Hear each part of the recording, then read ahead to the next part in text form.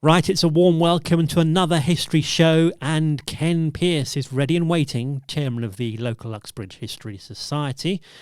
First talk today, Ken, the Windsor Street Police Station, when you're ready. Oh, thank you. Well, in a recent talk, I explained how the Metropolitan Police came to our area in 1840 with a police station in Kingston Lane near the foot of Hillingdon Hill. It was the geographical centre of the district, but it was not a wise choice because, of course, life was really centred in the town of Uxbridge.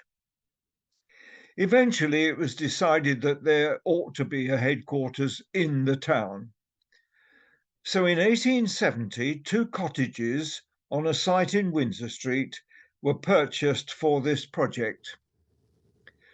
They were demolished, and so work began on the construction of a purpose-built police station at last.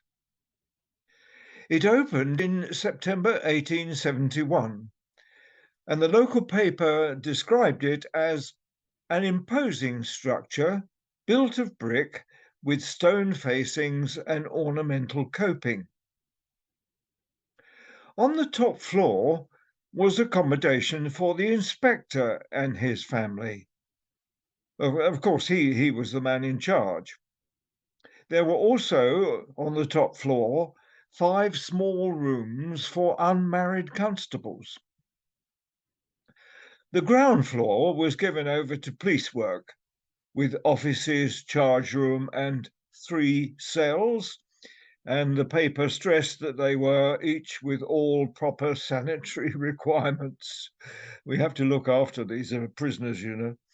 In the basement was a kitchen for the single men, facilities for washing and drying clothes, and heating apparatus. Outside the main building was a stable for 4 horses. The whole project cost about £4,000. The arrival of the Met in Windsor Street led to the public house opposite being renamed. It had been the Windsor Castle, but now became the Metropolitan Tavern.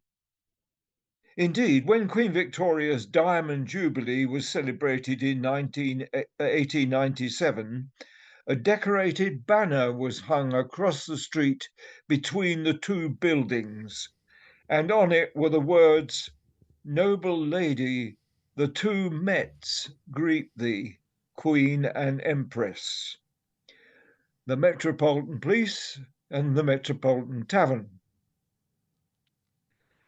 Police work grew steadily, and in the early 20th century, the inspector and his family were provided with a house elsewhere in the district, and a row of houses for married police were built in Park Road.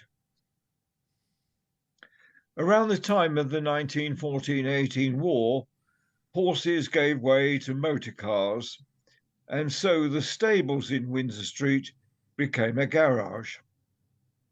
One item that did survive, though, was what was called the hand ambulance. It resembled a long wheelbarrow and was used to transport offenders and injured casualties when required. During World War II, the town's air raid siren was on the roof of the police station. As traffic increased, the junction of High Street and Windsor Street often became blocked, and it was therefore necessary for a policeman to be there on point duty every day. But at last, in 1957, the very first traffic lights in our area were installed there. Can you imagine a district with no traffic lights? Eventually, it became evident that a Victorian police station was no longer fit for modern police work. And so a site off Harefield Road was purchased and a modern building opened there in 1988. But what would happen to the old listed building?